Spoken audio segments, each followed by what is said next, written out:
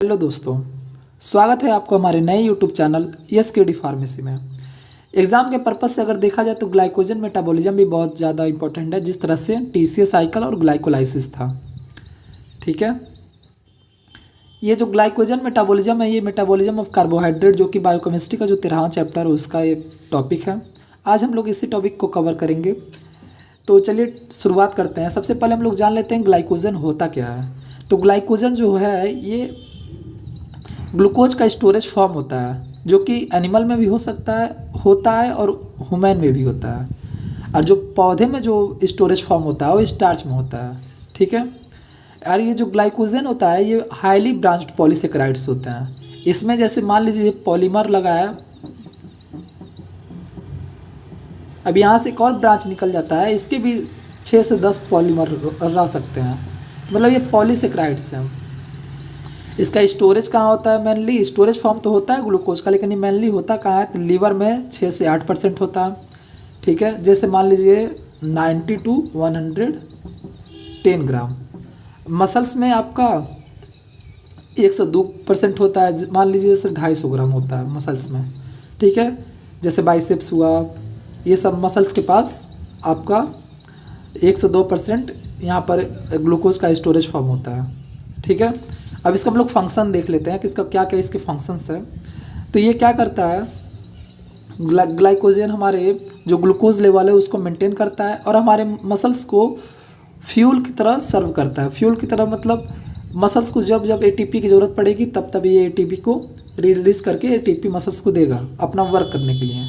ठीक है, अब हम लोग देख लेते हैं ग्लाइकोजन मेटाबॉलिज्म के कितने टाइप्स होते हैं। तो इसके 2 टाइप्स होते हैं, एक होता है ग्लाइकोजेनेसिस और एक होता है ग्लाइकोजिनोलाइसिस। ग्लाइकोजन मेटाबॉलिज्म का जो ये पहला है ये ग्लाइकोजिनेसिस है। ग्लाइकोजिनेसिस 2 वर्ड से मिलकर बना है, ग्लाइकोजन और जिनेसिस। जिनेसिस मीन्स होता है जनरेट करना या फॉर्मेट करना या फॉर्मेशन। ठीक है, मतलब ग्लाइकोजन का फॉर्मेशन ही ग्लाइकोजिनेसिस कहलाता है। Formation of glycogen in animal and human is known as glycogenesis. मतलब इंसान में या जानवर में ग्लाइकोजन का फॉर्मेशन ही ग्लाइकोजिनेसिस कहलाता है।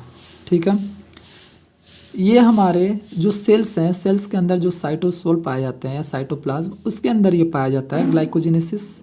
ठीक है, अब इसको हम लोग एक कहानी की तरह समझते हैं। मान लीजिए डेली आपको रिक्वायरमेंट है 30 मॉलिक्यूल शुगर की। ठीक है, आपको ग्लूकोज की 30 मॉलिक्यूल की ज़रूरत है और आपको डेली ले रहे हैं अपने डाइट में 70 मॉलिक्यूल्स, जो इसमें जो 40 मॉलिक्यूल बच रहे हैं। अब आपको बता रहे हैं हम कि कैसे ग्लूकोज ग्लाइकोजन में कैसे कन्वर्ट हो जाता है। तो जब आप ग्लूकोज का आप जब ले रहे हैं 70 मॉलिक्यूल्स, उसमें 30 आपका यूज हो रहा है। ठीक है, जो 40 इसमें आपका बच रहा है, ये 40 आपका धीरे धीरे आपके लीवर पे मॉलिक्यूल्स में ऐसे जाके डिपॉजिट होते रहेंगे। ठीक है, ये लीवर पे जाके ऐसे डिपॉजिट हो गए। फिर अगली बार आपने डाइट लिया, उसमें भी आपको एनर्जी, आप काम कर रहे हैं थोड़ा सा लेकिन आप भरपूर खाना खा रहे हैं, भरपूर ग्लूकोज ले रहे हैं, तो उसमें भी क्या होता है, उसमें से फिर आपका 70 मॉलिक्यूल्स बच जाता है। फिर आप इसको इसमें लाकर ये धीरे धीरे लीवर में आकर अटैच हो जाता है। ठीक है, तो ये जो है आपने तो इसमें से 30 मॉलिक्यूल आपने यूज कर लिया, यूटिलाइज कर लिया एनर्जी के फॉर्म में, लेकिन जो आपका 70 मॉलिक्यूल्स जो बच गया है ये आपके लीवर पे चला आता है। और ये लीवर का ये और जो पहले का था ये दोनों मिल जाते हैं और मिलने के बाद एक चैन बनाते हैं, पॉलीमर चैन, और यही चैन आपका ग्लाइकोजन में बदल जाता है। ये कब इसकी आवश्यकता पड़ती है? जब आप मतलब बहुत दिन से भूखे रहें या फिर आपको खाना ना मिले या किसी से झगड़ा करने की वजह से आप खाना नहीं खा रहे हैं, तब आपका यही जो ग्लाइकोजन है यही एनर्जी के फॉर्म में आपको एनर्जी देता रहता है, एटीपी के फॉर्म में आपको एनर्जी देता रहता है। ठीक है, ये इसकी कहानी होती है ग्लाइकोजेनेसिस का। मतलब ग्लूकोज से ग्लाइकोजन कैसे बना, ये इसके माध्यम से आपको समझ में आ गया रहेगा कि जो ग्लूकोज का हम लोग भरपूर मात्रा से ज़्यादा हम लोग जब ले लेते हैं तो उसका जो मॉलिक्यूल जो बच जाता है वो मॉलिक्यूल जाके लीवर पे अटैच होने लगता है, लीवर पे जाके बैठ जाता है। और जब लीवर पे जाएगा धीरे धीरे उसका मॉलिक्यूल्स, तो उसमें एक इनिशिएटर सिंथेज एंजाइम होते हैं, वो क्या करते हैं उसको बाइंड कर देते हैं और बाइंड करने के बाद वो आपका एक चैन की तरह हो जाता है, पॉलीसेकेराइड चैन की तरह, और वही आपका ग्लाइकोजन का फॉर्मेशन करता है। अब ये था ग्लाइकोजन का फॉर्मेशन। इसको एक हम लोग पाथवे के द्वारा समझ लेते हैं कि इसका पाथवे क्या है। ठीक है, के पाथवे के बारे में बात किया जाए तो इसके पाथवे को याद करने का सबसे बढ़िया तरीका ये है कि आप इसको G5U कर सकते हैं कि 5 बार इसका G है, मतलब G G G U G और ग्लाइकोजन का G, इसको आप G5U कर सकते हैं या फिर G3U G2, मतलब 3 बार G, उसके बाद फिर U, फिर 2 बार G। तो इसको समझते हैं कैसे है। ग्लूकोज, जब आप अपने डाइट में ग्लूकोज लेते हैं तो ये ग्लूकोज आपका हेक्सोकाइनेज एंजाइम के द्वारा ग्लूकोज 6 फास्फेट में कन्वर्ट हो जाता है, मतलब ग्लूकोज का जो स्ट्रक्चर है उसके 6वें नंबर पे आपको फास्फेट ग्रुप दिखाई देगा। ठीक है, अब ये जो आपका ग्लूकोज 6 फास्फेट है इसमें आपको एटीपी की ज़रूरत पड़ती है, जो आपकी एटीपी है वो आपकी एडीपी में कन्वर्ट हो जाती है, एडेनोसिन ट्राईफास्फेट आपका एडेनोसिन डाईफास्फेट में कन्वर्ट हो जाता है।